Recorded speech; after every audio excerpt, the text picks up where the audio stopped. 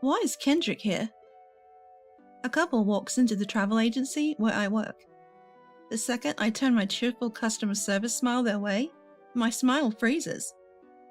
We're going on our honeymoon. Sitting next to the glowing bride-to-be is, for some reason, my own husband, looking as pale as a ghost. What's going on here? I have a lot to say, but a drama isn't suited for the workplace. I hold back my tears and suppress my emotions for the moment.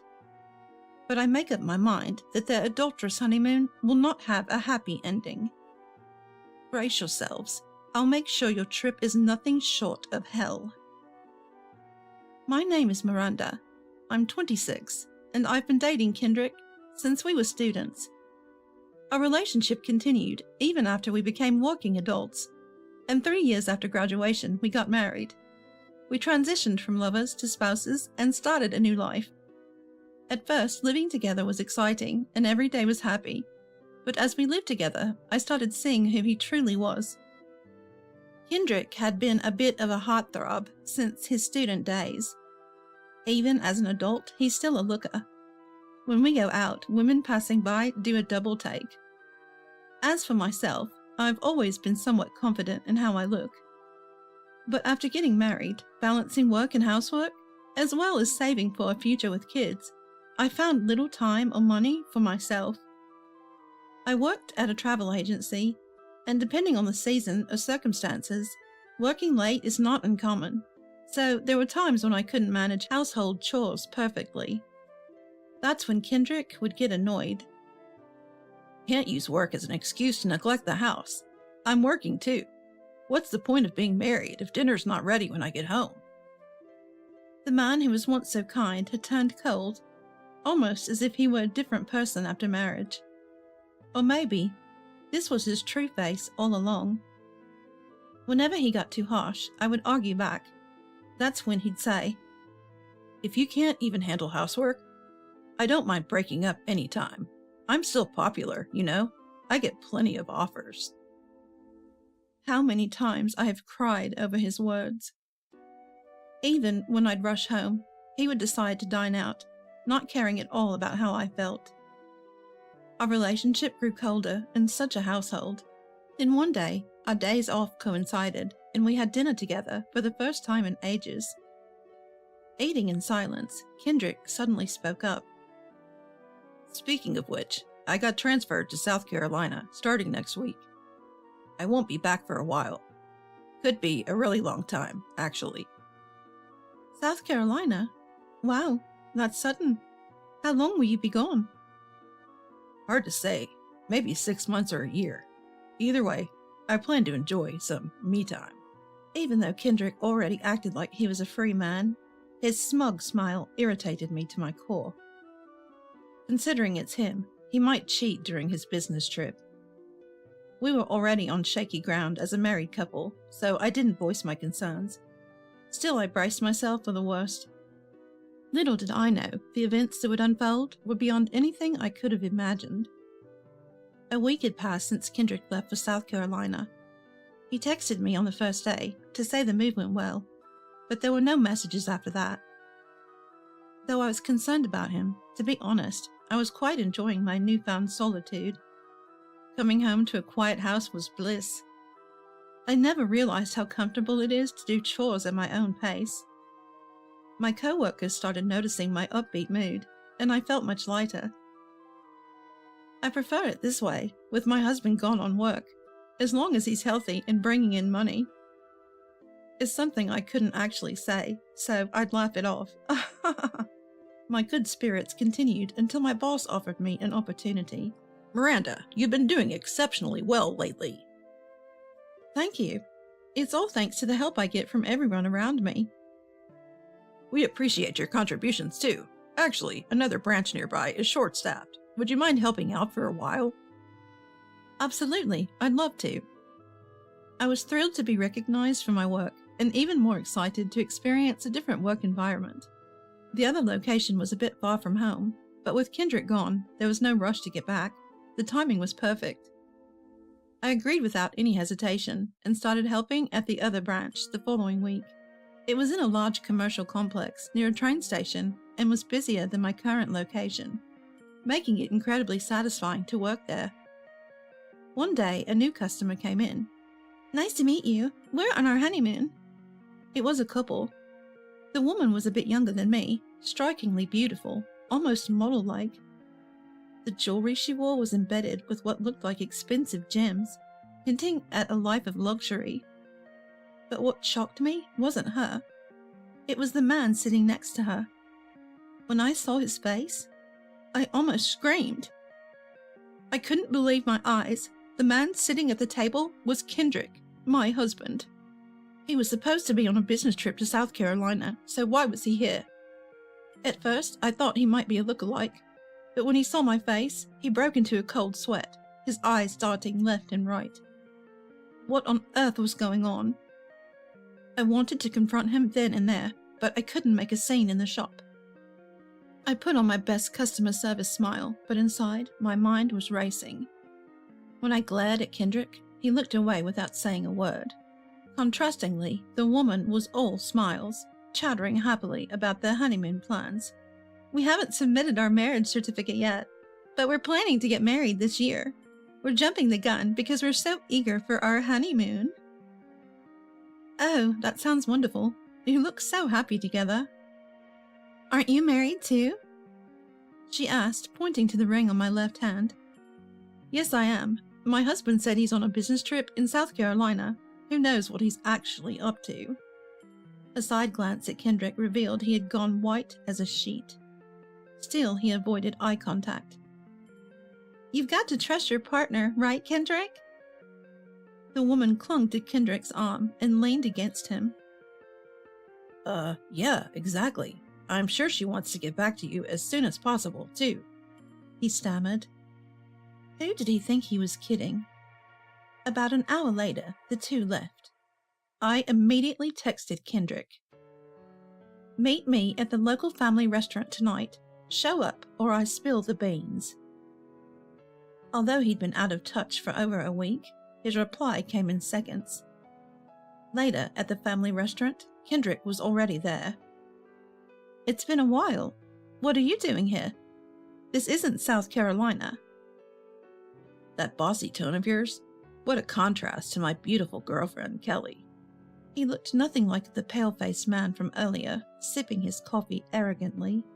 "Didn't expect you to change locations. Were you demoted?" "That's not the point. Don't we have something serious to discuss?" I pressed, and Kendrick let out a dramatic sigh. "Your assertiveness isn't cute. You used to be, but lately, you're lacking in appeal."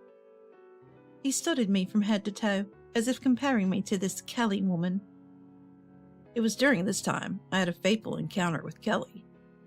"Excuse me? You do realize you're married, right?" "Don't worry, I'm not planning on having an affair. I'll break up with you cleanly, so relax." "What kind of way is that to talk?" "Don't make a big fuss just because I'm dumping you. You'll get wrinkles and look even more unattractive. And don't make a scene in front of Kelly, okay? This is work, so act like it." With those words, he left the family diner without waiting for my reply. I was so angry, I wanted to grab him and punch him right then and there, but I couldn't cause a scene in front of the other customers. "Fine, if that's how you feel, I'll give you the best trip ever." I swallowed my boiling anger and vowed to take my revenge. So, what I proposed for them was the nature-filled refreshment tour for newlyweds. It was a relaxing domestic trip to enjoy the beautiful air of rivers and forests. When I sent over the paperwork, "I'm really looking forward to it," Kelly called me, saying so. Fast forward 2 months to the day of the tour. The couple appeared, luggage in tow. I greeted them warmly. "Today, I'll be your tour guide." "Not only did you suggest the tour, you're guiding us? That's wonderful, thank you." Kelly beamed with joy, while Kendrick looked at me suspiciously. "You'll make sure it's a fun tour, right?" "Don't worry, I've prepared thoroughly for today," I responded, smiling the kind of smile I use for work. I had indeed prepared meticulously for this day. I was all set to turn their once-in-a-lifetime honeymoon into an unforgettable tour. Now, please board the bus for transportation. Please note you'll be sharing the bus with other tour participants. They boarded the bus as I directed. Upon boarding, Kendrick's eyes widened in surprise. Oh, what a cute couple! Are you on the same tour? An elderly couple already on the bus waved to Kendrick and Kelly, while Kelly waved back smiling. Kendrick immediately came up to me. What's going on here? Why are my parents on this bus? Yes, the elderly couple were none other than Kendrick's parents. I had consulted them about his cheating, and they eagerly offered to help me exact revenge. How about getting on the bus? The tour is just getting started. Darn it, this is ridiculous. Kendrick was seething with anger, but he couldn't lose his cool in front of his clueless girlfriend, so he boarded the bus, his face a mask of pure irritation. Kelly, thinking the older couples she bumped into were just random strangers, continued her cheerful conversation with father-in-law and mother-in-law. So, you're on your honeymoon. Ah, to be young. What do you like about him? Well, he's incredibly genuine. He loves me for who I am, not for my looks or money. He always speaks kindly to me and never lies. That's great, isn't it? Honesty is so important. Yes, he's so open with me that it puts my mind at ease. Good for you. A man who lies is just the worst. While mother-in-law and Kelly chat, Kendrick pretends not to hear and stares out the window in silence. Every time the bus passes through a tunnel, his already tight expression hardens, making him look like livestock being taken to market. As they eat delicious food and look out at the river, Kelly and father-in-law and mother-in-law seem to have become fast friends. All the while, Kendrick's discomfort is palpable, his face increasingly pale. Is it because he's sweating so much that he's thirsty? He repeatedly sips from an empty water bottle. You look off today. You okay? It's nothing. Is this tour over yet? I'd like to get off for a bathroom break at least. Struggling to keep it together, Kendrick finally asks for help. I respond with a smile. Just hang in there a little longer. We'll arrive at our final destination soon. Please enjoy the beautiful scenery until then. After about 10 more minutes, the bus finally arrives at the last spot. Staggering off the bus after his energetic girlfriend, Kendrick looks around and is at a loss for words. Wait, where are we? This is a hidden gem, a scenic spot very popular with couples. Our final destination is a highland bridge spanning a large river. With nothing obstructing the view, the river below and the beautiful blue sky can be seen for miles. What a great choice for couples. Let's take a picture together. No, I'm fine. You go ahead. Come on, let's go. Kendrick, pulled along by Kelly, hesitantly steps onto the land bridge.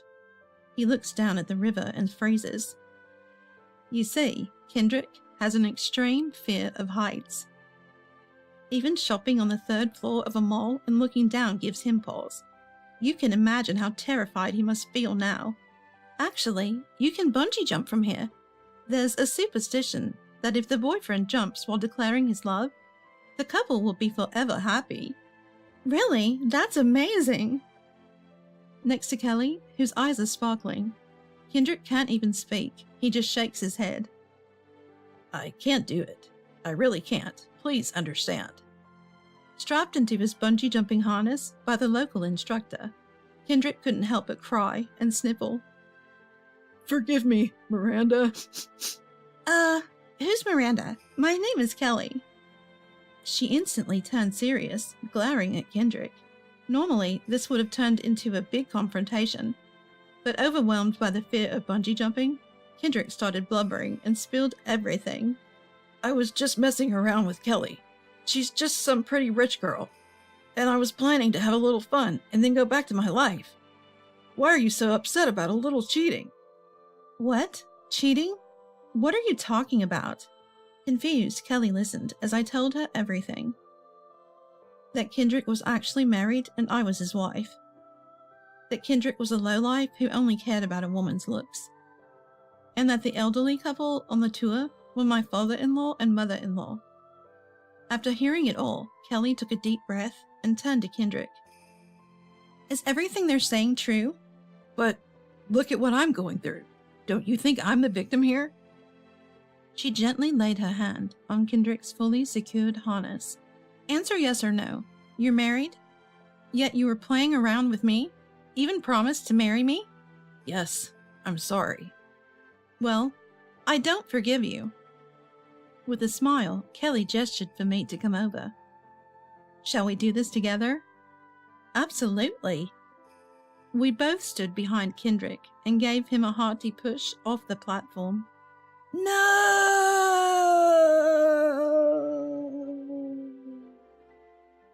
Kendrick's death wail echoed throughout the canyon.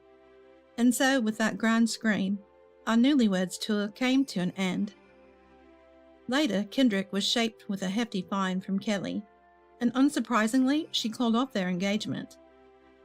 Kendrick had quit his job, hoping to live off Kelly's wealthy family, and now that was all out in the open. First order of business, find a job to pay off the fine. To make matters worse, his own family disowned him after the incident, leaving him with no one to turn to. Then he had the audacity to ask me for a reconciliation, but I was having none of it. I also served him with divorce papers, and am pushing a settlement in divorce court, leaving him with debts exceeding $60,000. What kind of miserable life he'll lead from now on is not my concern. As for Kelly, she seemed grateful to me. Thanks to you, I put one over on that idiot. Next time I meet someone truly wonderful, please handle my honeymoon arrangements again. I'll be waiting. And so we both set off on new paths in life.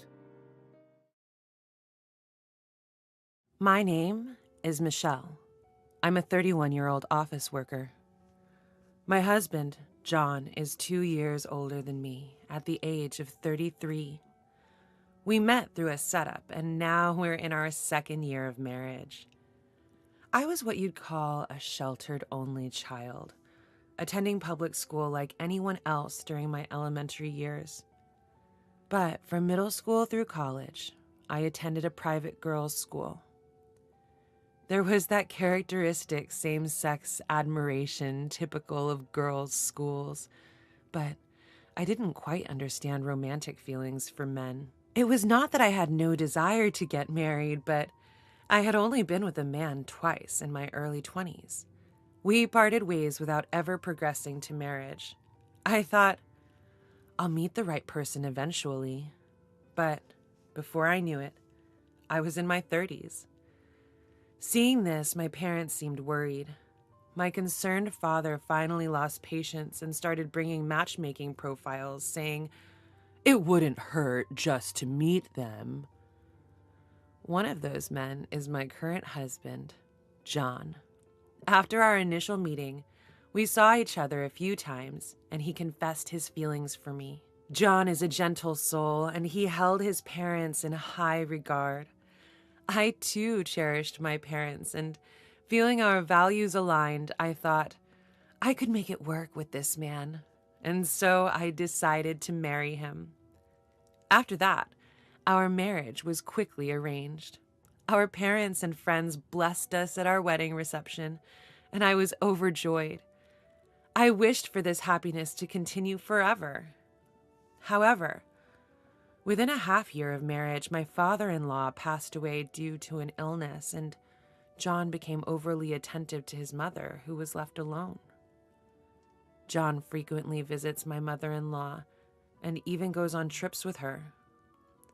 While he also cherishes me, his mother-in-law always takes precedence when it comes to her.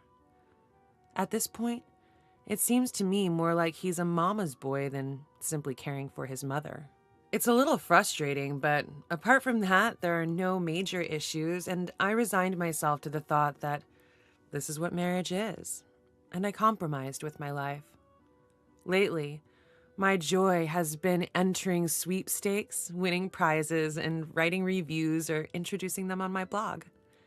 Most of my winnings were cosmetics and food, but one day I won a pair of plane tickets to Miami. This was the first time I'd won such a high-value prize, so of course I was shocked when I got the call. The winning pair of tickets required me to notify the airline in advance of who would be going. I thought to myself, what should I do? It would be really nice to go with John, but John just went on a trip with his mother-in-law recently.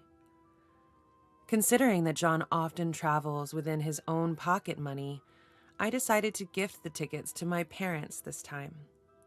I immediately went to my parents' house and told them the news. Guess what? I won a trip to Miami. Why don't you guys go, Mom and Dad? Oh my. When was the last time we had an overseas trip, dear? Hearing my mom's words, she was overjoyed. However, Dad didn't seem as enthusiastic. I have work commitments. Dad, didn't you say you still have some paid leave left? It's a busy season for our industry, and as the department head, I can't really take time off. Michelle, if you can manage to get leave, why don't you and Mom go instead? I see. Well, it's a great opportunity, so why not? Having been turned down by my dad, I decided to broach the topic of leave with my boss the next day. Fortunately, it was a quiet period at work and I got permission easily. I promptly contacted the airline to let them know Mom and I would be going.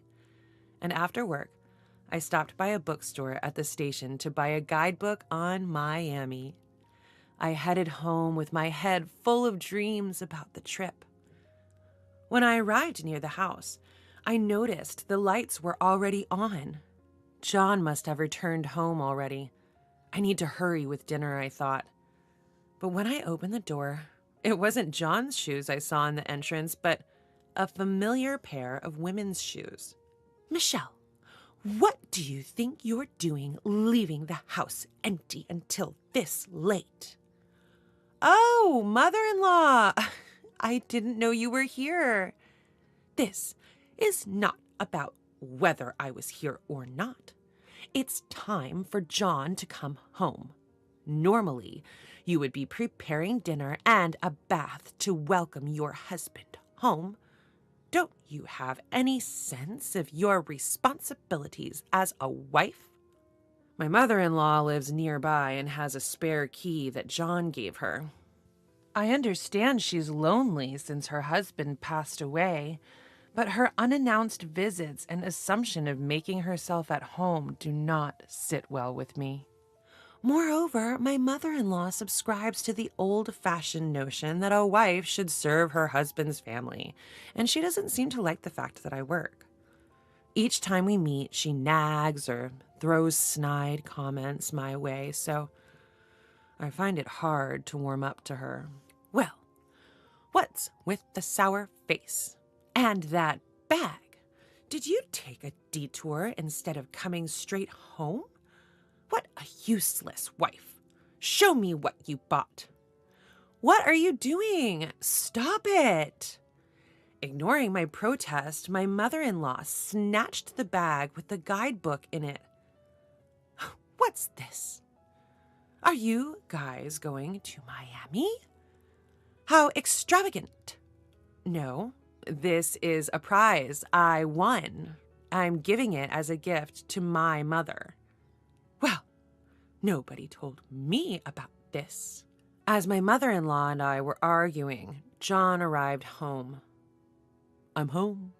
What's going on here? Welcome home, John. I hear that Michelle won a trip to Miami in a lottery. How standoffish of you to give it to Michelle's parents without any discussion. I would have loved to go. A trip? To Miami? I wasn't informed either. I thought I'd present this to my parents this time. How many people can go on this trip? It's for 2 people. Well, you should have told me beforehand. I would have loved to go as well. Why are you deciding things on your own? I also considered going with just the two of us, but this time I wanted to gift it to my mother. What are you misunderstanding here? This time, I'm going with Mom, and you're staying home. My husband cut off my words and started saying outrageous things. No way! I won this. I'm going to give it as a gift to my mother. We can do that another time, right? Since Mom wants to go, try to understand. What are you talking about? You just went on a trip with your mother not too long ago. What's wrong with going on a trip with my own money? Anyways, this time, Mom and I are going. If you don't like it, we can get a divorce. When I heard the word divorce, which my husband brought up like a trump card, I felt my feelings for him completely cooling off. Fine, do what you want. I decided to get back at them and backed off. My husband and mother-in-law, ignorant of such a thing, looked triumphant. You should understand. You should have done that from the beginning. Ignoring their sneering and arbitrary words, I was contemplating how to get back at my husband and mother-in-law. The next day, I reported the situation to my parents. My mother, who was really looking forward to it, seemed disappointed, but she showed understanding, saying, I see. If that's the case, it can't be helped. It's better than causing a rift between the two of you, so don't worry. Feeling sorry for my mother, I decided to make up for this situation. After that, I called the airline during my lunch break and informed them that I'd like to change the trip to Miami to my husband and mother-in-law. The call center operator looked troubled. We're sorry, but we can't accept changes to the reservation once it's been made. Moreover, the airline tickets are invalid if the winner isn't present. This was written in the documents we sent you. Please check. When I looked at the rules on the back of the air ticket and the winning notification carefully, it indeed said, only the winner has rights and transfer is not allowed. I explained the situation to the operator and told him that I would decline this prize. As for my husband and others, I decided not to inform them about this, and if they really want to go, they should pay the full amount on the day. So that night, my husband, who came home from work, opened the conversation like this. Hey, Michelle, you did call the airline, right? Told them we're going to Miami with Mom? I made the call. Here, take a look. The winning documents and tickets. All the details are in there. Make sure you read it. What a hassle. I can get by without reading all that. Just take it, will you? I gave it to my husband knowing he doesn't read these things, but he, as expected, didn't read it and put it on the shelf. Try to enjoy this as a good deed to your mother-in-law, okay? I'll be more than happy to stay home. I can't wait to see the look on their faces on the day of the trip. John was staring at me, looking as if he'd been hit by a ton of bricks. And then the day of the trip arrived. John and his mother were held up at the airport. What? What's the meaning of this? Explain. As we have said, these tickets cannot be transferred. If the winner of the tickets is not present, they are void. This is stated in our policy, and anyone else will need to pay the full amount. John and his mother had booked some very fancy hotels, leaving their budget on the brink. And then, as John and his mother were trying to buy tickets at the counter, another disaster struck. I am very sorry, but there seems to be an error. Could you please use another method of payment other than this credit card? That can't be. I've been using it just fine until now. Why is this happening? I'm afraid we can't determine the issue here. Please check with your card company. John, having no other choice, paid with another credit card and then called me. Hey, what's going on? The tickets you gave me can't be used, and now my credit card's been declined. Did you read the back of the ticket? It clearly states that the tickets are void if the winner cannot be present. And I know nothing about your credit card issues. Not my card. Your credit card. Oh, I see. Well, I've suspended my card. I didn't see it in my wallet, so I suspected that you might have taken it. I'm glad it wasn't misused. That's not funny. You won't get off so easy when we get back. That's your own doing. What you did is stealing, you know. What a woman. I'm divorcing you. Get out. Sure. Just as I thought you'd say, as you wish, I'll agree to a divorce. The truth is, I was planning to go back to my parents' house before he told me to leave. I had already packed up using the paid leave I had taken for this trip. When I left the house, I took the passbook and the seal so he couldn't spend our savings and informed the neighbors that we would be divorcing. When I checked the amount of our savings for property division in case of divorce, I found out that he had spent it several times over. I never recalled withdrawing the money, so it's clear that John was behind it. When cross-referencing with my daily blog posts, the day the money was withdrawn coincided perfectly with when John and my mother-in-law were on vacation. I reported to my parents about being approached for a divorce by John, that he had taken my credit card, and he had gone on a trip with my mother-in-law using our joint savings. Upon hearing my story, my parents gradually grew stern. I can't believe John would do such a thing. I'm sorry. It's my fault for setting up the arranged date. My dad bowed his head in apology to me. He seemed quite angry with John. This is my responsibility. Leave the rest to me. Actually, my dad is a director at the parent company of John's company, and he occasionally conducts audits.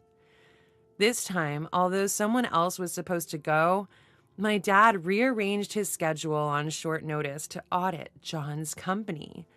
There, he invited John's superior, who is an executive at the subsidiary, for a meal. Given that the position of director at the parent company is higher than that of the president of the subsidiary, John's superior was trying hard to appease my dad while breaking into a cold sweat. My dad told John's superior about me at the meal. Actually, my daughter is going to get divorced. It seems that there were troubles due to the husband's excessive attachment to his mother. I would have told her to endure it if it were just that, but it seems he also took out my daughter's credit card without her permission and even dipped into her savings. I couldn't tell her to get back together with him. By the way, the son-in-law, former son-in-law, I suppose. He's your subordinate, isn't he? How's his work attitude lately? I hear it's a busy period, but I haven't seen him around. Upon hearing my divorce story from my dad, John's superior, who had a bad feeling about it, decided to investigate John. John, being the son-in-law of the parent company's director, was a well-known fact in his company, and he was somewhat favored, so it would likely reveal quite a bit if scrutinized. I am arranging for a lawyer introduced by my dad to handle the divorce procedures and will soon be sending a written confirmation including the issue of alimony and property division. John told me that he wouldn't let it slide, but it seems that it won't slide for John and his mom after they return from Miami. And sometime after John and my mother-in-law returned from Miami, John came to visit my parents' house.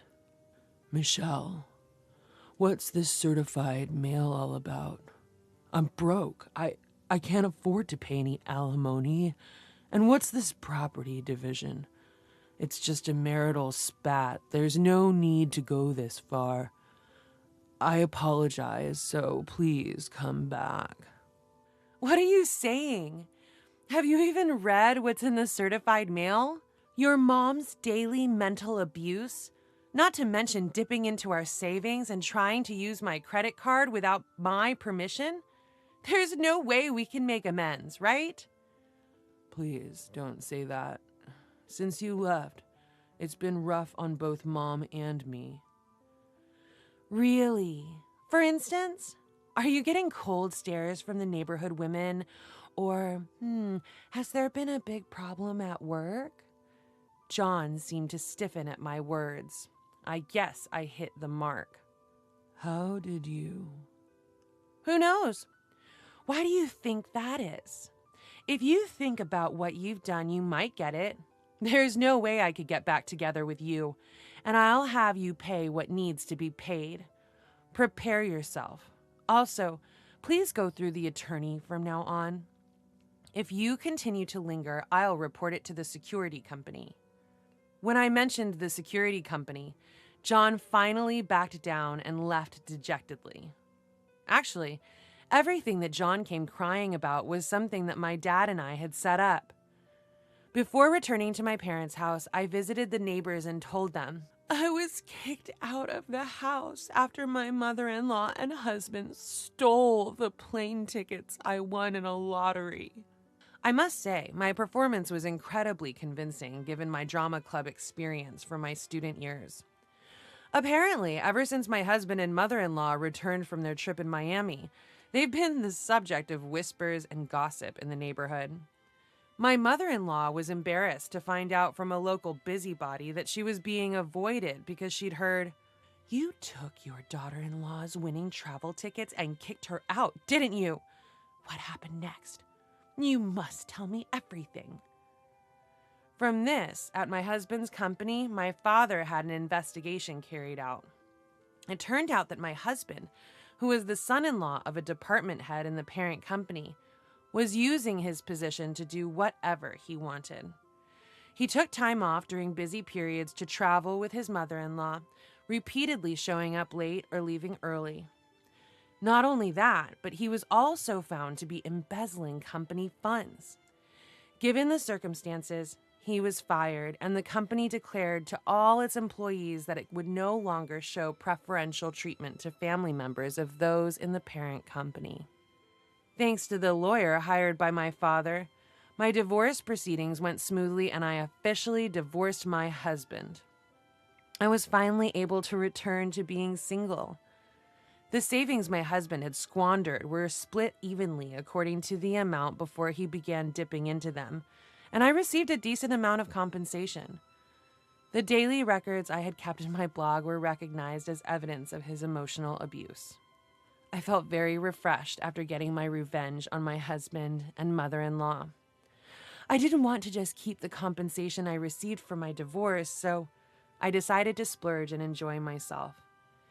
I scheduled a vacation to coincide with my father's company holiday, and I decided to go on the overseas trip I couldn't take before. I was unsure of where to go, but considering my mother's wishes, we decided to go to Miami. My parents and I planned our itinerary by looking through the guidebooks, planning to enjoy the crystal clear seas and coral reefs, do some shopping, and fully enjoy our first family vacation in a long time. Having saddened my parents with my divorce, I intend to make it up to them from now on. I can't think about remarriage right now, but if I find someone I truly want to be with, I might consider getting married again. I don't know what the future holds, but for now, I'm looking forward to my trip with my parents and cherishing this happiness. I'm sorry for being insensitive the other day. That's what Eliza, who's usually sarcastic, said to me as she bowed her head. For all I know, maybe Eliza was genuinely apologizing this time, reflecting on her past behavior. I let my guard down because of her apology. Little did I know that a police-involved incident was about to unfold. My name is Lisa. I've been working as a daycare teacher, a dream job, since my childhood. My husband Jace and I have been married for 3 years now. As we are enjoying a lazy day off, a call came in from my mother-in-law, Eliza. "You should come visit us soon. You haven't been home for 6 months." Upon hearing Eliza's voice, Jace made a face of annoyance. Though my in-laws' house is just a 30-minute drive away, Jace never seems eager to visit Eliza. He's always been put off by his mother's excessive meddling and maintains some distance. Eliza has always thrown jabs at me, ever since we got married, as if blaming me for taking away her only son. Though I find Eliza difficult, I have no choice but to go when called. The last time she told us to visit and we didn't, she showed up at our house unannounced. To avoid that hassle, it's better to go see her before she takes matters into her own hands. Sure enough, upon visiting for the first time in 6 months, the sarcastic comments started flying. Every time I visit, I feel stressed, being pestered about not having children yet. "You can't have kids because you're busy working. A woman should stay home." My father-in-law, Derek, a retired middle school teacher, often had to work on weekends due to his hectic schedule. Housewife Eliza always boasted, "I raised Jace all by myself. We can't make ends meet on my salary alone." Jace immediately encountered Eliza's snide remark. I want to work because being a daycare teacher was my dream, especially this year as I'm in charge of the seniors. I want to see them through to graduation. I explained that we're not planning to have kids yet, but that just led to more insults. "I was against your marriage from the start. What good does a daycare teacher do for society? You're just playing with kids all day, aren't you?" I was angry at being accused of just playing, but I let it slide with a wry smile. I can't let every one of Eliza's words get to me. Once she started her insults, there was no stopping her. "These days, mothers are terrible for leaving their kids so young. I wonder if it's mostly single moms or poor families." Eliza let out an exaggerated sigh. I can handle her criticizing me for not having a job or kids, but I can't keep my emotions in check when it comes to her prejudices against parents. Look, parents are struggling every day to balance work and raising their kids. What you've done, spending so much time with your children, is commendable. But not every family can afford to have a stay-at-home parent. So stop making such comments. "How dare you argue with me when you can't even have children?" Eliza retorted. As Eliza and I glared at each other, Derek finally spoke up. "Eliza, you're out of line. Watch your words." I was surprised that Derek came to my defense. He's a man of few words, and usually stays quiet when we visit. Apparently, Eliza doesn't realize she's being offensive. "What's wrong with speaking the truth? Children who are left in daycare probably won't turn out well," she continued. Ignoring Derek's warning, Eliza reiterated her prejudiced views. Angry at her comments, Jace started to hastily get ready to leave. "Enough is enough. Lisa, let's go." Eliza wanted to stop her son, but Jace was already heading for the door without looking back. "He's become so cold to me since he got married." Eliza became hysterical, perhaps because her son was being cold to her. She blames me, but Jace's cold behavior isn't new. Ever since he moved out, he began questioning Eliza's excessive interference. I was shocked to learn she'd go into his apartment with her own key and read all his mail. "What are you standing there for? Go get Jace right now," she commanded. Jace, who had already left the house, was ordered to be called back. Feeling irritated, wondering why I had to be given orders in the first place. It's sad, isn't it? You were always around, yet you're disliked. You mistake it for love, but it's just excessive interference. Thank you for showing me how not to raise a child. I snapped. I knew we wouldn't see each other for a while, so I let it all out. I was also angry about her terrible comments about daycare parents. I felt a sense of relief getting that off my chest. Her face turned red with rage. You'll see. I'll kick a nasty woman like you out of my house. Eliza slammed the front door after kicking me out. I figured this means I won't be called or visited for a while. I told Jace, who was waiting for me outside the entrance, what had happened. Good on you for standing up to Mom. We'll have some peace for a while now. I felt reassured by Jace's words, but what Eliza said last still bothered me. If we don't hear from her, I guess we don't have to visit for Christmas. A few days after thinking this, Jace got a message from Eliza. She's asking if we'd like to come to a pizza party. She said she regrets what she said to Lisa and wants to apologize. Jace asked me what I thought, and I hesitated. Honestly, I can't imagine Eliza actually apologizing. The olives on the pizza are from a friend's farm. They're really fragrant and delicious. Let's just go, and if Mom starts her snide remarks again, we'll just take the pizza and leave. I couldn't help but laugh at Jace's suggestion. That's when I remembered Jace has a real love for pizza. All right, let's go. I'm curious to see if Eliza will actually apologize. So we decided to visit my in-laws' home again on our next day off. As soon as we arrived, Eliza immediately apologized. I'm sorry for my insensitive remarks the other day. Can you forgive me? Eliza's deep apology made her seem like a different person.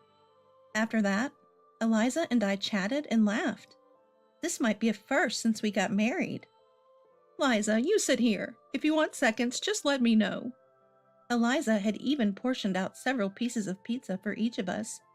Apparently, she's a bit of a germaphobe, even when it comes to family. The fresh pizza emitted an appetizing aroma. I noticed Derek wasn't around as we sat down to eat. According to Eliza, he was working in the yard, and she said to eat without him. Guess we'll start then. Jace quickly grabbed a slice and took a big bite. The moment Jace picked up the pizza, I smelled its wonderful aroma. Eliza urged us to eat the hot pizza quickly, so I took a slice. The colorful veggies on top looked delicious. Eager to enjoy the acclaimed olives, I took a careful bite. But the moment I bit into it, something fell off. The bacon was juicy, and the abundant veggies were delicious. But the olives and asparagus don't have any fragrance, I muttered in a low voice. But I couldn't complain about food that was prepared for us. Jace, do you taste or smell the olives on your pizza? I quietly asked Jace, making sure Eliza couldn't hear. He nodded, as if it were a given. I thought maybe my nose was stuffed because I was catching a cold, so I continued to eat. 20 minutes after we started eating, Derek comes back from the yard and takes his seat. I must have looked puzzled while examining the pizza toppings. He asked what was wrong. I looked at Derek and said, I was just thinking. I don't smell any olives or asparagus. Then Eliza's voice comes from the kitchen. It's on there. Trust me. The moment I hear Eliza's laughter, Derek slams my plate off the table. Spit it out. How much did you eat? The plate shatters loudly on the floor. Caught off guard by Derek's uncharacteristic yelling, I stammer. I ate a few slices. Jace asks what's going on, but Derek just keeps insisting that I spit it out. Eliza, on the other hand, doesn't come out of the kitchen even though Derek is shouting. Confused, I get up to head to the bathroom and feel incredibly dizzy. I rush to the toilet and throw up repeatedly. I start sweating profusely and collapse in the bathroom. Call an ambulance, now! I hear Derek instructing Jace, and it sounds like he's also yelling something at Eliza in the distance. Next thing I know, I'm lying in a hospital bed. Apparently, I fainted temporarily due to dehydration from vomiting so much. You're going to be fine. We got you treated right away, Jace says, looking almost in tears, as he explains what happened. Turns out, the pizza I ate contained Red spider lily, a plant considered poisonous. While it's known for its beautiful flowers, the bulb resembles olives, and the stem looks like asparagus. To an untrained eye, it could easily be mistaken. Quick-thinking Derek had sent a portion of the pizza with Jace to be analyzed, revealing the presence of red spider lily. Is Jace okay? I was concerned as he had been eating silently. We had all the pizzas checked, but... Jace hesitates. The only pizza that had red spider lily was yours, Lisa. Chills run down my spine at this revelation, meaning someone intentionally fed me the poisonous plant. And the only person who could have done that was Eliza, who made the pizza herself. The doctor at the hospital says they need to report the food poisoning incident to the health department and asks for details. After hearing the situation, the doctor clearly thinks Eliza's behavior is suspicious and suggests contacting the police. Jace agrees, but says he needs time to process everything. I can't think of her as my mother anymore. She's a criminal. What would have happened if Dad hadn't noticed? I recall seeing news about people dying from consuming red spider lily. The thought that I could have been one of them terrifies me. First, I want to talk to Derek. I'm too scared to speak with Eliza right now. When we leave the hospital, we call Derek. He had left multiple calls and messages. However, what's even more terrifying is that there had been no communication from Eliza. Are you okay? No matter how much I question Eliza, all she says is that she made a mistake, but I'm sure she did it on purpose. Even the usually reserved Derek seemed agitated. I've been holding back, but I can't take it anymore. She really is something. Upon hearing about Eliza's shocking past from Derek, both Jace and I were stunned. Eliza lured me in, claiming she wanted to apologize, but she intended to harm me all along. Anger surged within both Jace and me, so we decided to confront Eliza directly. When we arrived at the parents-in-law's house, Eliza was sitting there, looking exhausted. She must have been scolded by Derek. Yet she didn't apologize or show any sign of concern upon seeing me. I never thought Derek would catch on. I was hoping to get rid of you, the audacious woman that you are. Jace snapped at Eliza's brazen attitude. You've got to be kidding, you criminal. Eliza seemed rattled being called a criminal by her own son. What do you mean? I did this for Jace's sake. If he stays with you, he'll never see his children. I'll find him a better partner, so just leave. Eliza didn't seem to feel any remorse for putting poisonous red spider lily in my food. So you intentionally mixed red spider lily. You wanted me to lose my life? Was this premeditated? Yes, I did it on purpose. Red spider lily grows nearby. It's easy to get. It's a shame you didn't eat more. You would have done more than just throw up. Jace lunged at Eliza in rage. I stopped Jace and pulled out the voice recorder I had in my chest pocket. Eliza, you've confessed to intentionally harming me, and it's all on this recorder. I'll be filing a damage report with the police. Eliza paled at the mention of the police. What? You'd send a family member to prison? Yes, and both Derek and Jace have agreed. Besides, you've done the same to Derek in the past. I relayed what I'd heard from Derek. There had been a major fight over a trivial matter before. The day after the big fight, Derek noticed that dinner's pizza had no smell of olives. As a former middle school teacher, he was always cautious about food poisoning and knew what could be toxic. Instantly, he thought of red spider lily. Derek faked a stomach ache and didn't touch the pizza. After Eliza went to bed, he checked the trash can and found remnants of red spider lily, which terrified him. Because of his past experiences, he was able to quickly tell me to spit it out. I can tolerate it if it's just me, but I can't allow harm to come to someone important to my son. We're getting divorced now. Derek had been able to focus on work because of Eliza's support. She had helped raise Jace, so he couldn't easily bring himself to say divorce. He knew red spider lily had been mixed into the pizza, but never blamed Eliza before. But now, He seemed resolved to give up on Eliza. Eliza, who never thought divorce was on the table, was stunned. How am I supposed to live now? I'll give you this house. We have some savings. They'll be your retirement fund once we distribute the property. Derek continued talking about divorce, like he'd been planning it all along. Eliza barely had a moment to interject. While they were discussing the divorce, we decided to leave the house. We'll go to the police station with Jace. Please cooperate once the investigation starts, I said, and headed straight to the police station. The damage report was accepted, so an investigation into Eliza would soon begin. After that, Eliza started calling us almost daily. Please, retract the damage report. Her voice was full of exhaustion. Derek divorced her soon after and moved out. Between the police coming and Jace leaving, nasty rumors about Eliza had started in the neighborhood. Though she begged for help, I had no sympathy. I can't deal with any more persistent phone calls. Even if I change my phone number, there's nothing stopping them from just showing up at my house. Fed up with even having to deal with this, I finally said, "Fine, I'll retract the damage report. But never show your face to us again. Even when a grandchild is born, you won't meet them. If you approach us, I'll consult the police." This seemed to shock Eliza, who had been eagerly awaiting a grandchild. However, she must have thought that a criminal record would be more damaging. Eliza ended up paying me settlement money, so I withdrew the damage report.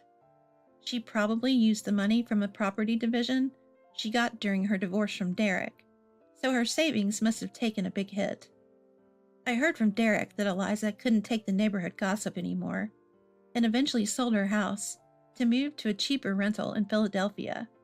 Apparently, she's been calling Derek, wanting to get back together, but he made it clear that's not happening. From here on out, Eliza is likely facing a lonely life on her own. As for Derek, he moved close to our house. I've grown to love Derek, who I can really count on. I'm sure that even if we have grandchildren in the future, Derek will be there to protect them. I mean, is education very important to you? Henry, who was happily boasting, frowned at me when I said that. What are you on about? Graduating from a prestigious university and being hired by a large corporation, so you must be on the winning side of life, right? My husband firmly believes such a thing. So all I could do was giving him a cold look. My husband began to have a bad taste in education very much. He has changed so much that I no longer have the same feelings for him like I used to. I'm Jane, and 31 years old. I've been married to Henry, who is 2 years older than I am, for 3 years. We met 6 years ago at a classical music concert. Henry talked to me while we were sitting next to each other at the concert. That is how we met, and we started dating. We went to classical music concerts together for 3 years before getting married, as it was mutual interest. It has been for 3 years since we got married. Now, we rarely go out together or have casual conversations together at all. And our relationship became deteriorated rather than getting bored with each other. Hey, there is your favorite pianist concert, so shall we go together for the first time in a long time? I was tired of such cold atmosphere when we were together. So I tried to change the mood between us and invite him to the concert. He was fiddling with his phone when I was asking for the concert. Then he looked at me and snickered. You can't talk like that until you've done all the housework. I'm not going to spend a lot of money on you. Even tickets aren't free. I'll consider it when you become a little more useful for me. Okay, I'll pay for my own ticket. I still have some savings before marriage. That's not what I'm talking about. You don't understand what I mean, do you? It's no use telling you anything Because you're an idiot, aren't you? Henry is chuckling. The reason I'm not working is because Henry asked me not to have a job. Before I got married, I planned to work until I get pregnant. And I was thinking I should have kept working and could have cooperated with each other.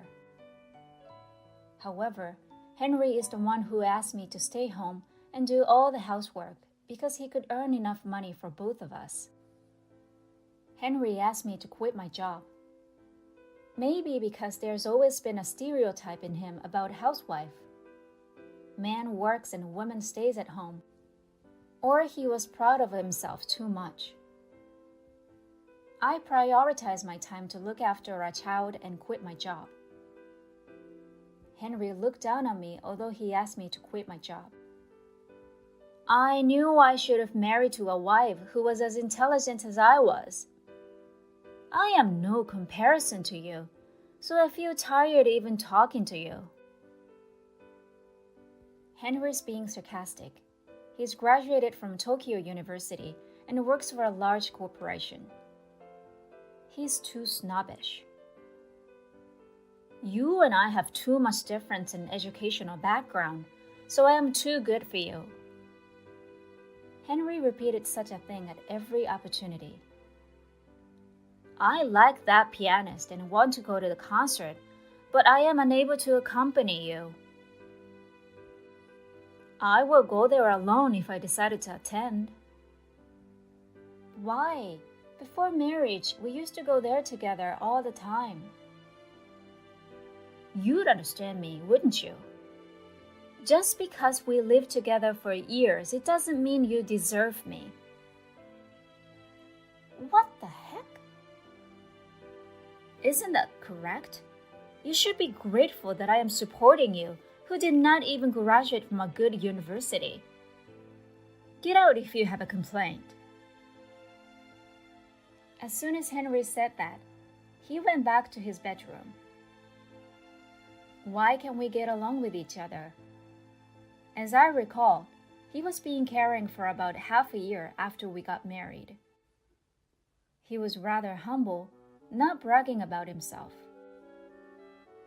After I quit my job, I felt increasingly isolated from society and appeared that we are gradually growing apart very much.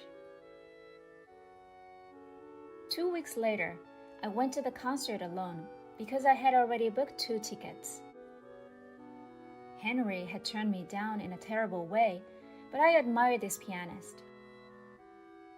I was feeling a little empty, but all of the pieces were fantastic, and I was still basking in the afterglow after the concert.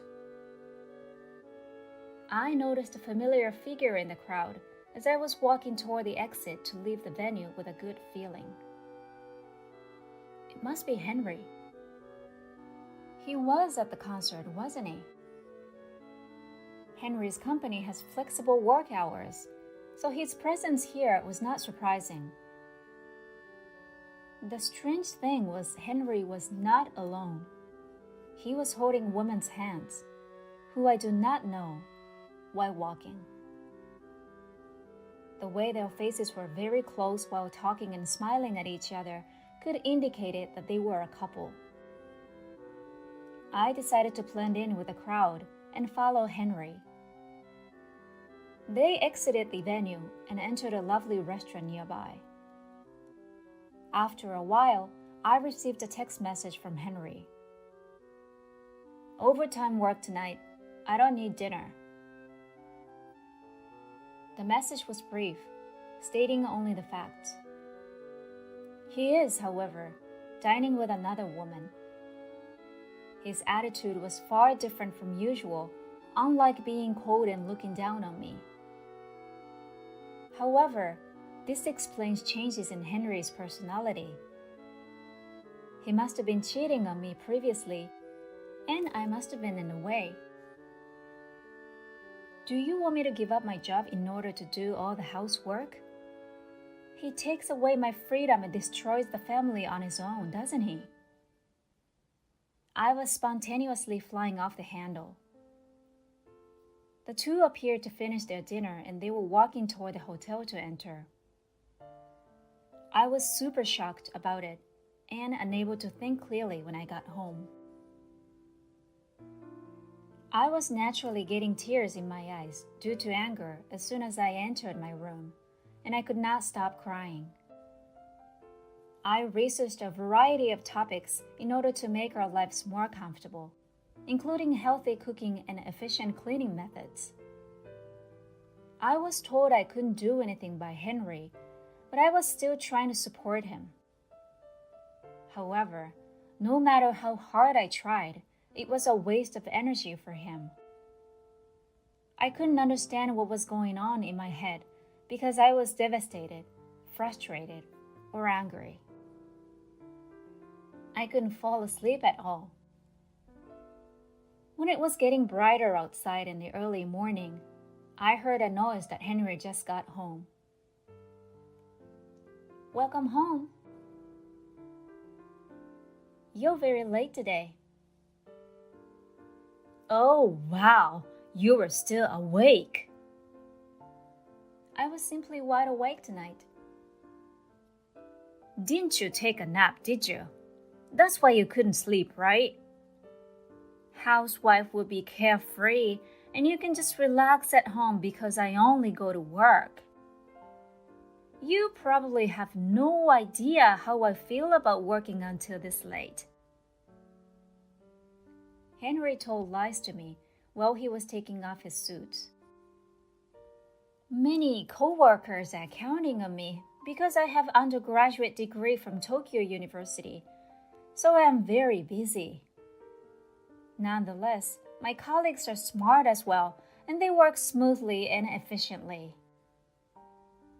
Yeah?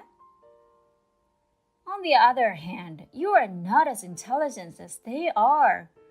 You're only graduated from unknown college, and you're boring to talk to. Do you truly believe that academic background is the most important thing? Henry, who was happily boasting, frowned at me when I said that. Of course, I was very proud of myself. I graduated from a prestigious university, joined a large corporation, and worked with high-level executives. I must be one of the winners in life that everyone would think of. Are you jealous with me? No, I'm not. I don't want to judge people based on their academic backgrounds. I believe that there is something which would be more important than a degree. Well, isn't it true that you're also one of them? When it comes to people who do not have a degree, they say education is irrelevant. And who are pretty poor, they say money is irrelevant, huh? I hate it. Like losers have bigger mouths. Isn't the University of Tokyo the top university only in Japan, is it? There are several universities around the world that are even better. Why are you quibbling over those pointless details? Only people who were graduated from more famous universities than I was can say that. Really? I wanted to have a relationship with you regardless of my academic credentials. I told you that I went to university which was closer to my house, but the truth is, I am a Cambridge University graduate. What? Henry was stopped, a stunned expression on his face, and then burst out laughing in a truly hilarious manner. You can't be that stupid to have your academic credentials. That is called into question. How dare you say Cambridge up on the spur of the moment? Henry didn't seem to believe me at all, so I showed him a photograph which I brought from my room. It was a photograph of the university's graduation ceremony. He stopped laughing as soon as he saw the picture and stared at it. Oh, is this... Hey, do you believe me? I have had more famed university degree than you. And I know you look down on me as a housewife, But I was also working from home and have a business with Europeans nowadays. I earn more money than you do. What's that? You did it all by yourself? Henry sweats on his forehead. You wouldn't let me do it if I told you, would you? You have too much pride that will be meaningless. You're like a child. If you are not the best, you won't be able to relax. Have you been looking down on me all the time, haven't you? I am not like you. I kept it secret because I didn't want to create a hierarchical relationship between us by academic background and/or income. I simply desired a normal marriage life. I was not intending to choose a marriage partner based on educational background, and I just fell in love with you, who were graduated from Tokyo University. But you were always mentioning academic backgrounds whenever you talk to me. Educational background is not everything. That was something that I would have wished to know before the marriage, so I wouldn't have got married to such a person like you. Henry was embarrassed and became silent after I told him everything. I did not mean to go this far, but I couldn't be with Henry any longer because I was offended by his prejudice very much. That is why I made a decision to tell him everything. I'm exhausted from work, and you stayed up all night just to talk to me about it? Work? Is it your responsibility to go to a concert with another girl, have dinner at a fancy restaurant, and stay over in a hotel? You were being extremely busy, weren't you? Why did you know? I also went to the same concert yesterday, and I saw you with a girl holding hands. You are very intelligent, but so careless. Were you so foolish that you couldn't imagine someone watching you? Henry's face is quickly getting blushed. Henry raised his head and glared at me after a few seconds of silence. You're right. I had a date with another girl. Unlike you, she is not only attractive but also respects me. And she's the ideal partner for me because she's not mean to me. She does not make me look bad and gives me all the credit on both career and private. You are not comparison to her. You only irritate me when you're here. So if you're not going to listen to me, get out. He looks already being over me, and I was disappointed with him. I realized that he was only thinking about himself, and he didn't care about me at all. Okay, I understand. Let's get divorced. I am leaving here, so please pay me the alimony. I have solid evidence of your infidelity. Wow, you are very malicious. Sure, alimony is such a small amount. I offer you some money to pay off to end our marriage. It is nothing because I will be completely free from you. I decided to say one more thing to Henry before he returned to his room. Is she your colleague, isn't she? Because you told me that she gives you all the credit on both career and private. So what? You have a mistress in your company, huh? Trustworthiness is essential in a large corporation, so I believe the president of the company would ask you to respond to your mistake. He came closer to me again after he heard what I said. He seems frustrated. Don't be a fool. There are thousands of employees in the company, so the president would not take it seriously. Oh, well, I often have lunch with the president of your company. What are you saying? I am friend with the president of Henry's company in my business. Recently, the president had started focusing on foreign transactions. Therefore, he has partnered with a marketing firm in overseas. I was the one who introduced the marketing firm to the president. Of course, I'm still acting as an intermediary. Of course, he is aware that I'm married to one of his subordinates. However, I did not tell him about side job, and I asked the president to keep secret about our business relationship because I didn't want him to be treated differently. You're lying, aren't you? Why should I lie? I'm going to tell everything what we talked about today to your boss. Wait a minute. Do you want money? I'll pay you as much as you want. In exchange, don't tell it to the company. What would happen to my life if I got fired? Whatever. You asked for it. I shook off Henry's hand and indifferently said that. I put minimal necessities in my bag. It's time for the train to start running again, and I will be able to return to my parents' house. Please give me second thought. It was entirely my fault. I am very sorry.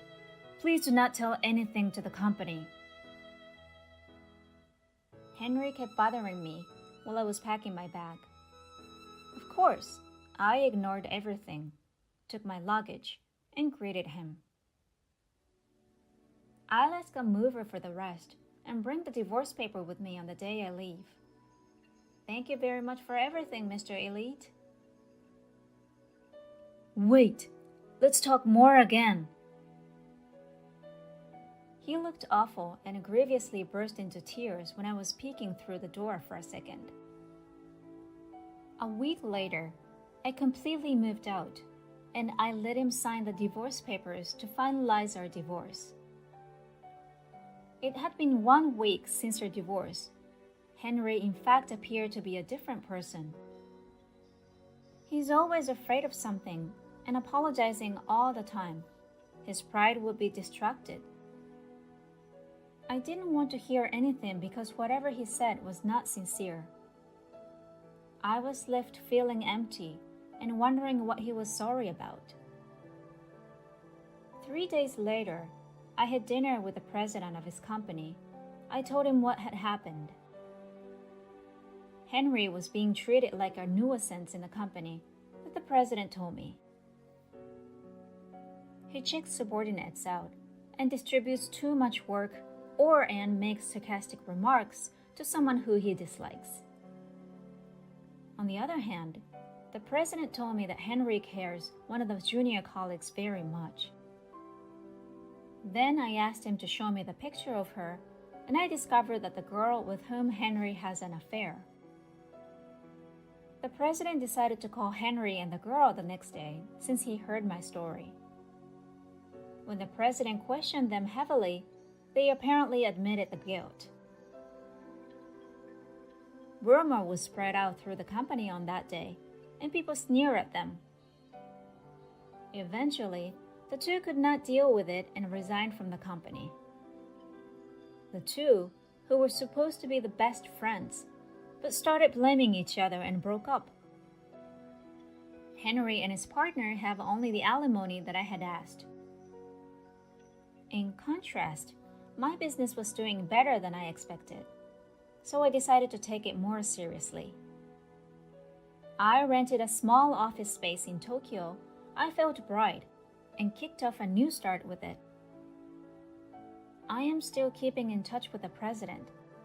He has been extremely helpful in delegating his employees for me. I'm sure I will face hardship, but I've made a great connection.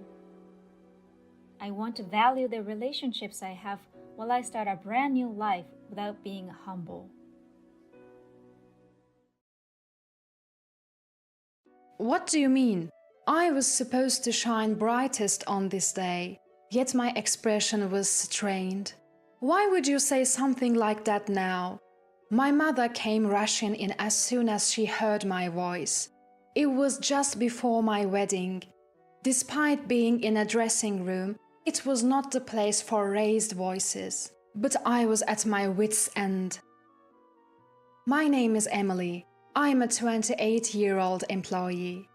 My father is a somewhat well-known business owner in our hometown, and I was able to graduate from college without any financial difficulties. However, my parents were always strict about the value of money, so I never wasted any.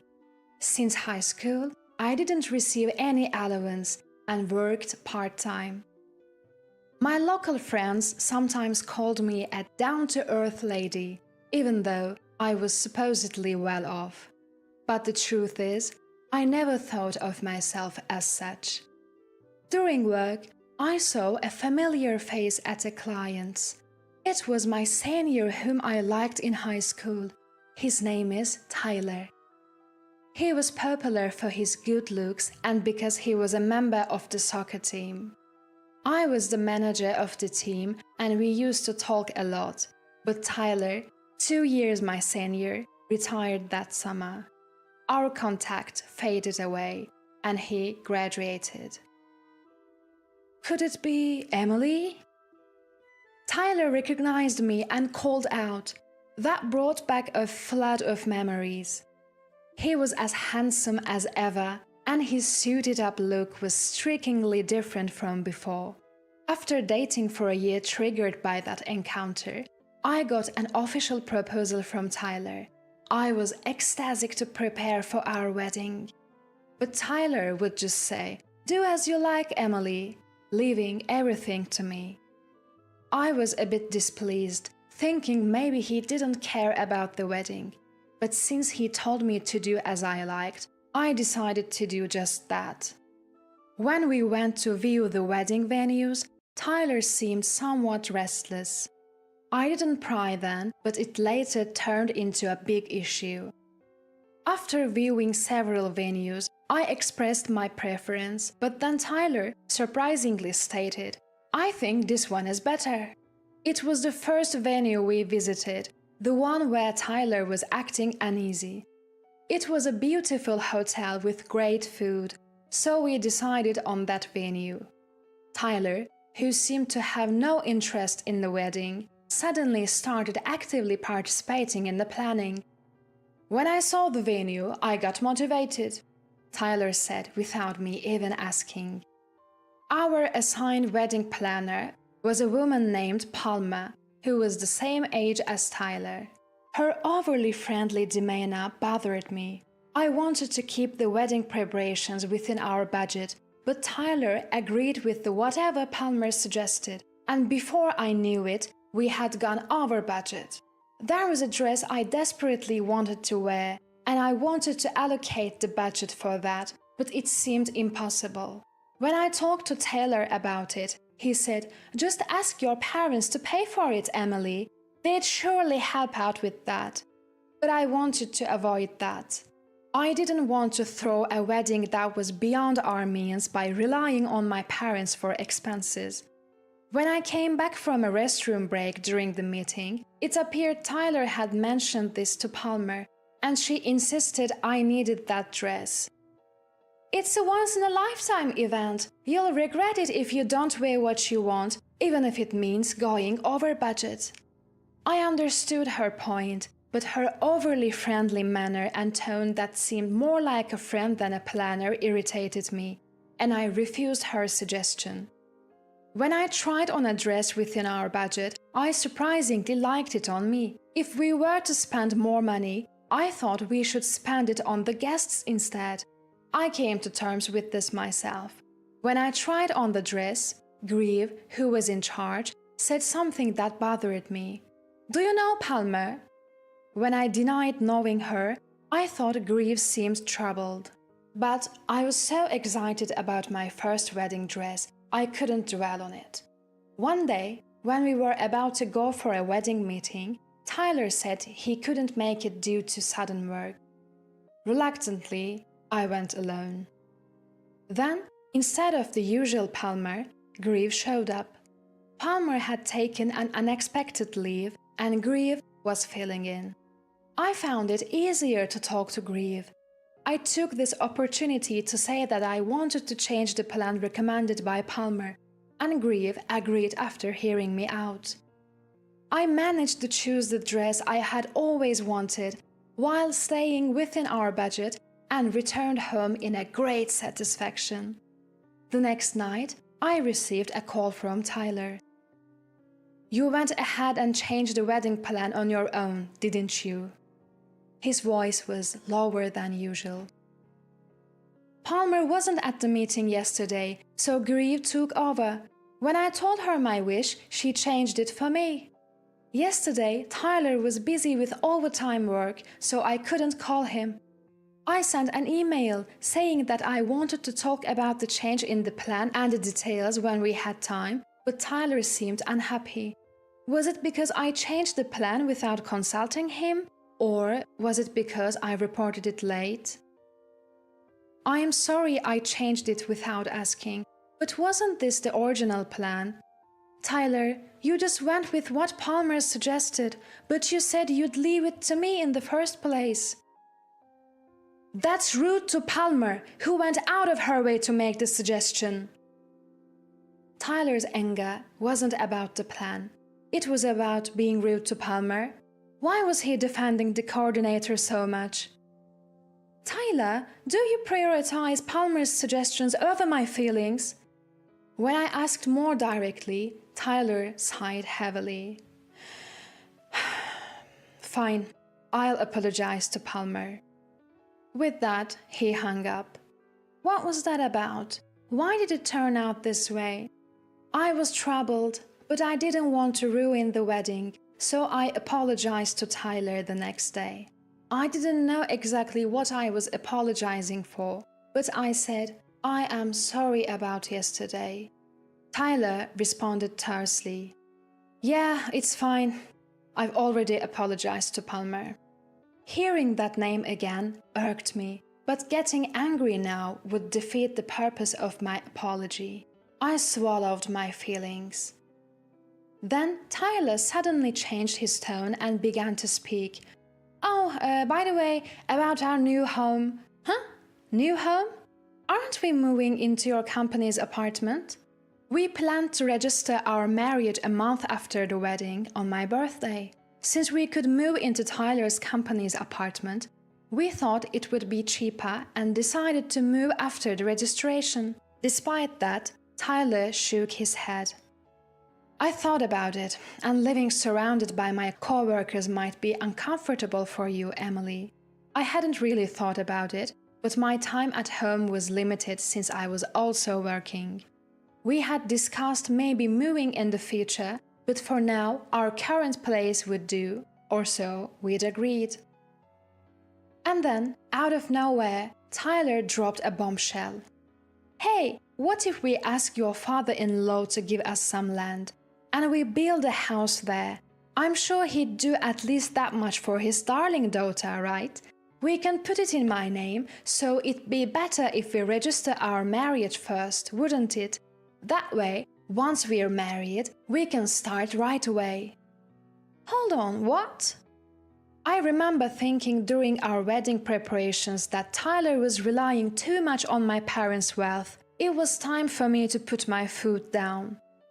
"I've told you before, I don't want a life where we depend on my parents, and asking them to give us land is completely unreasonable. Both my mom and dad are very strict about money. There is no way they'd just hand it over." Surprised by my response, Tyler lost his momentum. "I see." With a sullen expression, Tyler fell silent. Even though there was a sense of unease between us, the wedding day arrived. Until now, Tyler might have had the idea to lean on my parents because he was still single, but I believed that getting married would make him feel more grown up and responsible. With that in mind, we went ahead with the wedding. As I entered the waiting room, only Palmer was there to greet me. As soon as she saw Tyler, she left the room. Tyler followed her out. Watching this, one of the staff members in the room seemed to sigh. Despite the uneasiness, I tried to keep a smile on my face, determined to make this the best day of my life. Despite that, Grieve, one of the staff members present, said something unthinkable to me. "Your life is over, you know." "Excuse me?" When I asked her what she meant, Grieve gave me a stem look and she said, "Are you sure you want to marry that man?" "What do you mean?" These weren't the kind of words you'd expect to hear from a wedding venue staff member. As I stood there confused, Grieve continued. "If you don't mind me saying so, that man is cheating on you." The other staff members looked away. Not understanding what was happening, on the verge of tears, I shouted out, "Why are you saying this now?" My voice echoed down the corridor. My mom hurried into the waiting room. She tried to calm me down, while Grieve, too, apologized and tried to get me to sit down. Finally, Grieve broke the news. I was certain after seeing Palmer's behavior earlier. Tyler is having an affair with Palmer. I turned pale. My mother simply said, "I see." Her tone suggested she knew something. When I urged her to talk, she revealed that she had seen a man who looked like Tyler embracing a woman in another waiting room. She had gotten lost and accidentally peered into another room. She couldn't see their faces, so she didn't know who they were, and because she was in a hurry, she closed the door quietly and pretended she hadn't seen anything. She thought the man had a similar build to Tyler, but she had dismissed the thought that it could be him. The woman was wearing a black suit, and she assumed she was a hotel employee. When I described what Tyler was wearing today, my mother nodded. When Grieve asked my mother for more details, it became clear from the description of the hair and height that the woman was Palmer. My anger exploded. I was about to shout, but Grieve stopped me. "Why are you stopping me?" "Please hold on, the staff will be back soon." The staff member, who'd left a short while ago, walks back in. Mrs. Grieve takes her mobile phone from the returning staffer and brings it over to me. On the screen, I see both Tyler and Mrs. Palmer. I can hear their conversation too. "Once we are married, I get the land to build a house. If I play my cards right, they might build a house too. Then, immediate divorce." Tyler declares, chuckling. Next, a voice I assume is Mrs. Palmer's. "Tyler, you're such a scoundrel. If it weren't for me, he would have been happy with her." The two of them laughing together. From their conversation, it seemed Mrs. Palmer was Tyler's ex-girlfriend. She wasn't at the high school, so she might have been his college classmate. Apparently, they met again during the venue inspection and got carried away with the idea that it was destiny.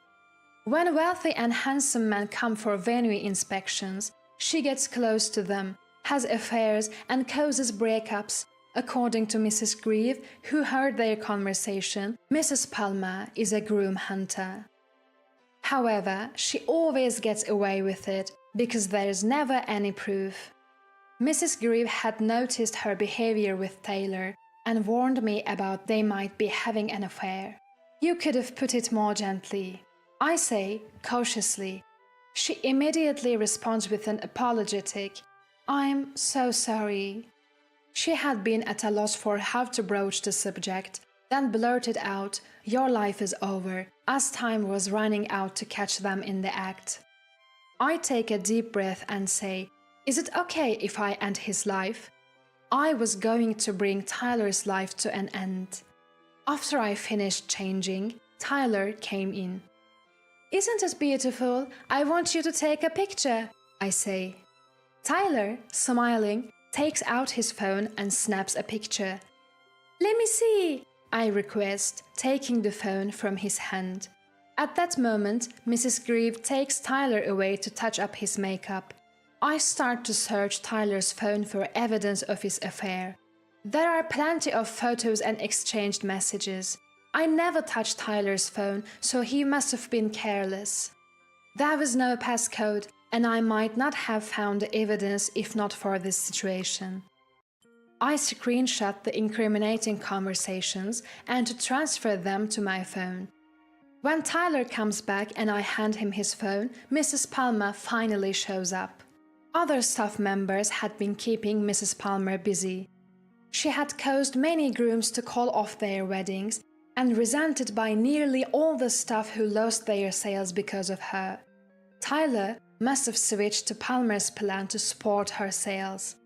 I guess he thought he could always beg my family for more money if he ran out. Thanks to the teamwork of the staff present, I was able to gather evidence of the affair. And then the reception begins. The next item on the agenda was to play the How the Bride and Groom Met movie. As the movie begins, Tyler yells out, "Hey, what the hell is this?" The screen displayed footage of him and Mrs. Palmer in a different room, acting intimately. All these were evidences of his infidelity, captured by me in screenshots. A furious yet pale-faced Tyler. I saw Palmer trying to leave the venue, but she was stopped by Grieve and her staff. The hall buzzed with commotion, Tyler's college mates looking at the pair with scornful eyes. I took the microphone. Given the circumstances, I must apologize. Everyone will return the gift cards from the party. Please enjoy the food and treat this as a dinner party. I glared at Tyler. So, you were after my family's money all along, huh? What's this about rekindling with an ex-girlfriend who works at the venue? Isn't it odd to speak of destiny when you're the groom and she's the staff? The red thread of the fate is supposed to be severed, right? As I said this, I was met with applause of agreement from the audience. I'm glad we didn't complete our registration. You were about to tarnish my family register. I'm satisfied just being able to wear this dress and take pictures. I will sue you for compensation in the divorce trial for your affair, as well as the wedding expenses. Unsurprisingly, the wedding was cancelled. I returned the gift cards to my invitees. My disgruntled father, who had witnessed everything, arranged for a lawyer, and I went hard after Tyler. He had to pay every penny for his cheating, for breaking off the engagement, and for the wedding expenses. And not just Tyler, but Palmer too. After a while, I received an apology from Tyler. It was a momentary lapse in judgment. I realized that I truly love you, Emily. Please, let's reconcile. How dare he say such a thing? People like you are bound to cheat again due to such lapses. You don't love me, you love my family's money. Well, after the hefty compensation from the divorce trial, I'm fairly wealthy now. At this, Tyler's face turned red with anger. You are a failure as a wife if you can't forgive a single lapse. Seems like that was his punchline. Well, I'm not your wife, so call me a failure or whatever you like. Laughing, I hung up the phone. Word about Tyler and Palmer spread among our classmates. It even reached their bosses and co-workers, and they had to quit their jobs. They sent me emails full of their misery, but I blocked them. Palmer abused her position to use a groom's contact information for personal use. She was sued for damages by her employer, and I sued her for compensation. She lost her job and had to work at a grocery store, looking completely exhausted. This is what I heard when Grieve came to apologize. As for me, I immersed myself in work. Work is enjoyable, but now I'm looking forward to joining a marriage party to find someone I can truly marry. There are just some people in life you'll never get along with. That's a lesson I've learned. Sorry for starting off on such a strange note. My name is Nellie. I'd be glad if you could lead an ear to my story for a bit. I'm married to a man named Greg. Greg's swarmed with work and is often away in the Boston area for his job. While waiting for him to come back, I live in the house we bought together. But recently, my mother-in-law Shannon has been showing up a lot. "You could never deserve this house," she always says. You see, we live pretty close to Shannon's place. We settled here because she insisted we live near her family home. Sure enough, she started visiting frequently once we moved in. "Listen, Veronica, my other daughter-in-law, just got married and wants the house. Since you're the only one here, why not give up this place?" She said something outrageous. This is the house that Greg and I bought together. How could she ask me to give it up? "But Greg is always away, right? So what's the problem?" That's not a valid reason at all. If I give up this house, Greg won't have a home to return to. I had been firmly refusing Shannon's absurd request. Then one day, she came over with Veronica.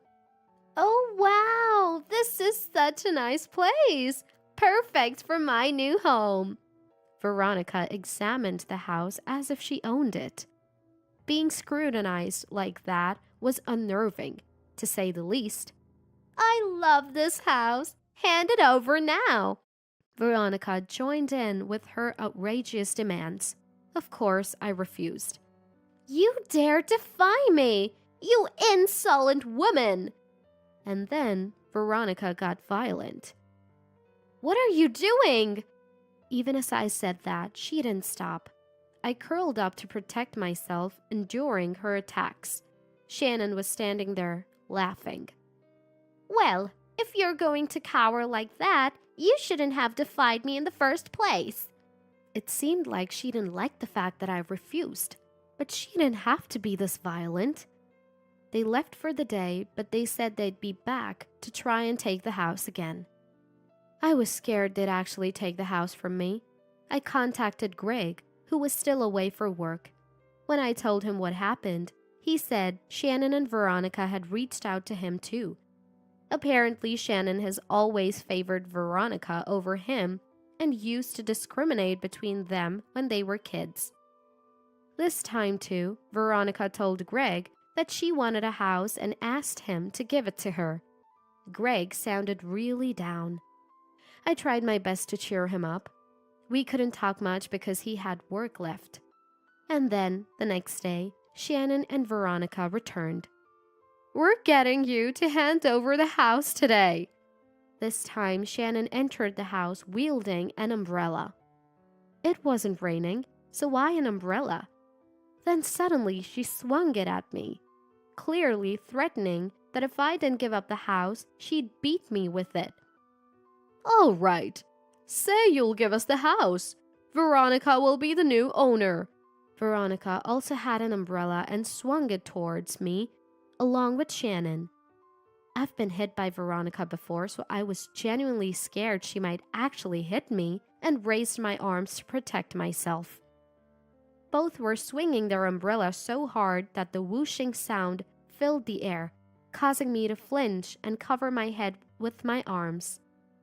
The scene was so terrifying, I couldn't move for a few minutes. "Stubborn, aren't you? Even after all this, you still won't give up the house," Shannon said, sounding exasperated, but I was too scared to even speak. Their attitudes were as if they'd done nothing wrong. It was infuriating. Eventually, Shannon and Veronica left for the day. But as they left, they threatened that the next time they really might hit me. Thinking that my life could actually be in danger, I was filled with dread. I immediately called Greg and told him about today's events. Greg was concerned for my well-being and suggested that we think seriously about our next steps.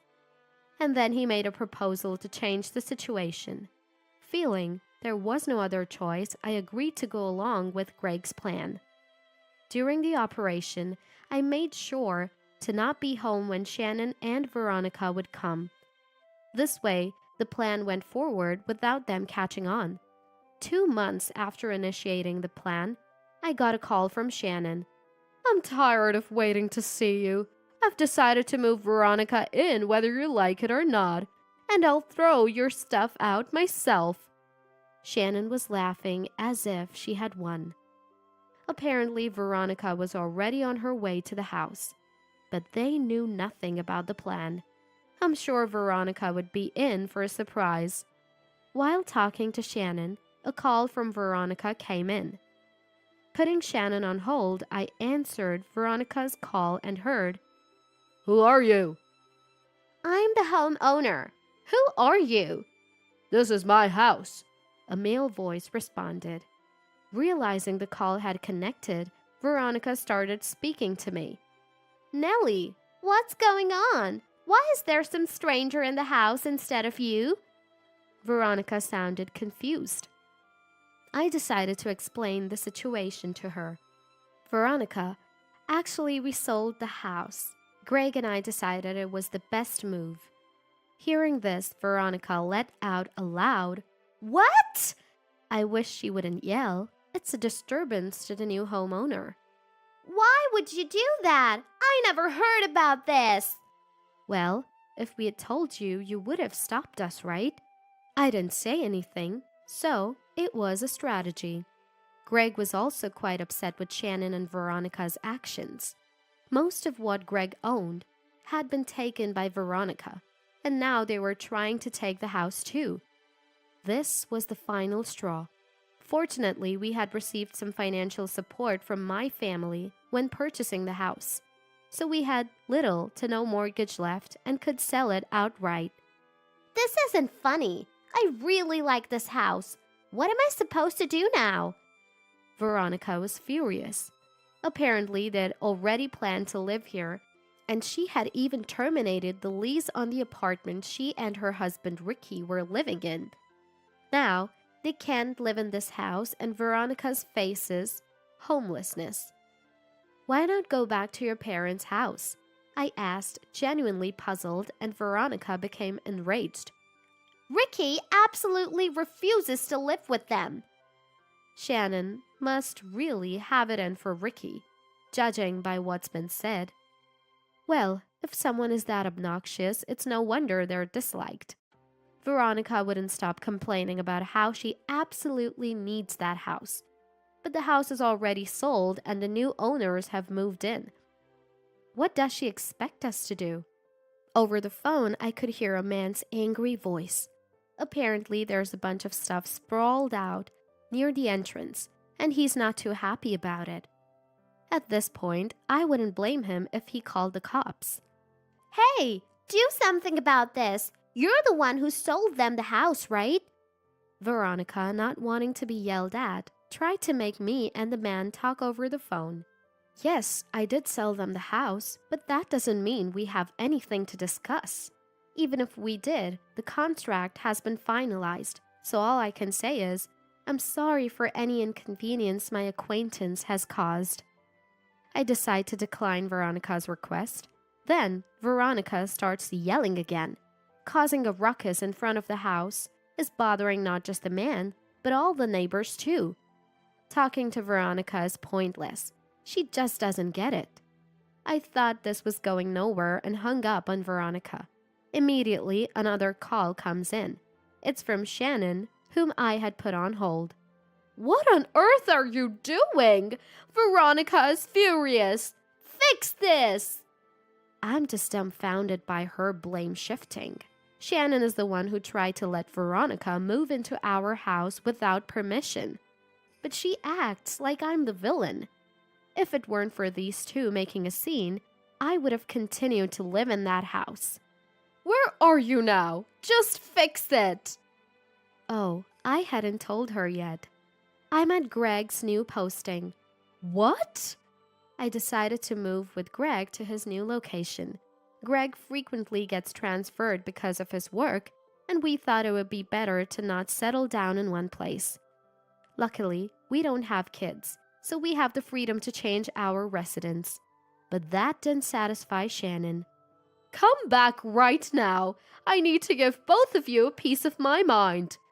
Shannon sounded furious, but I'm the one who wants to be mad.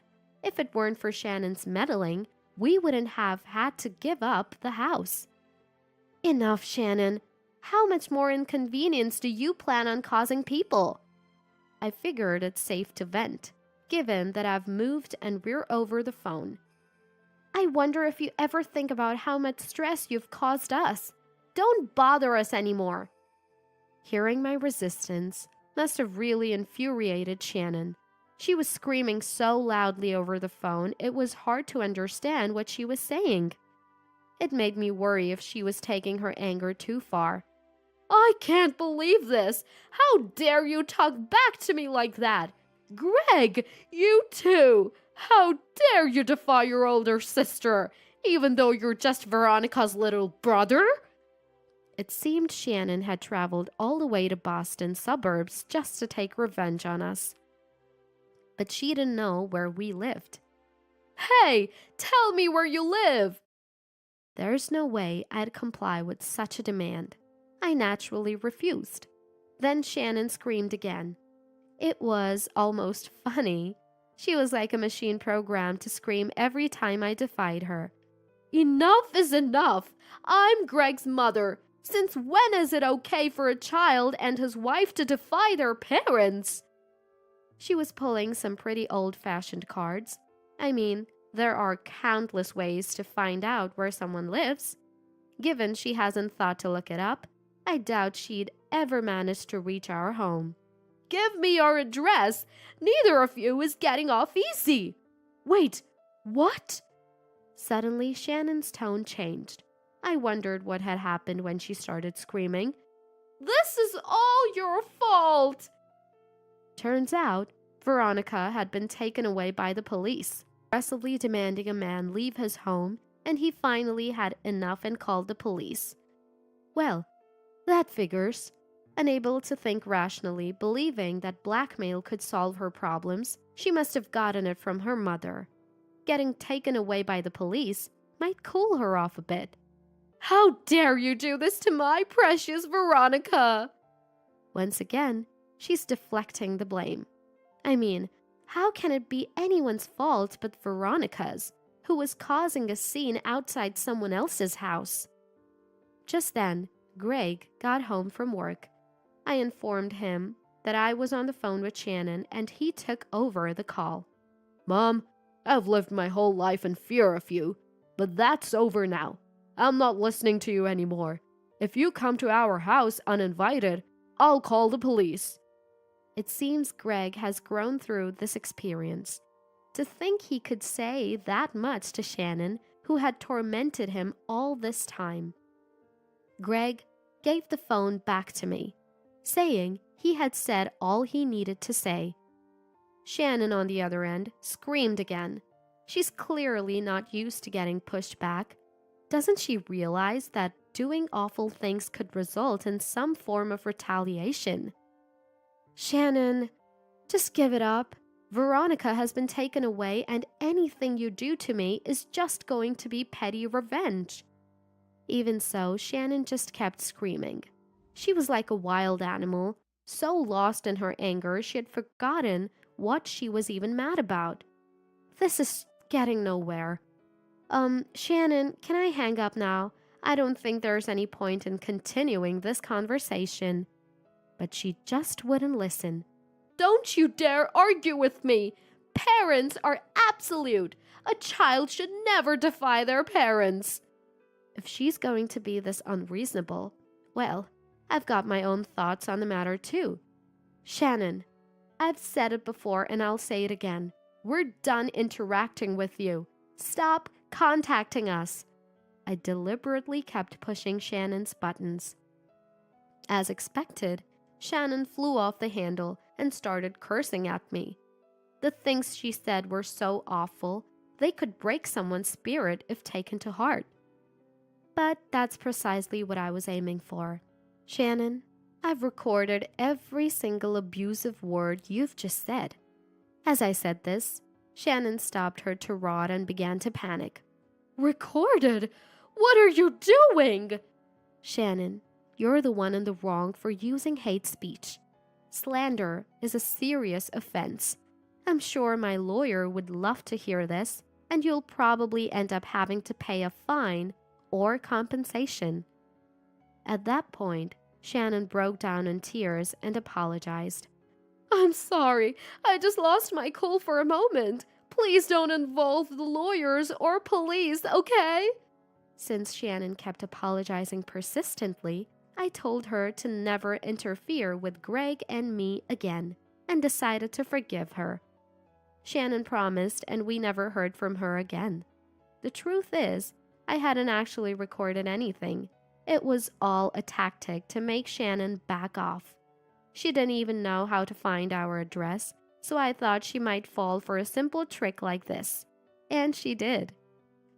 Finally, peace returned to Greg's and my life. I heard that after being taken by the police, Veronica had to pay damages to the tenants.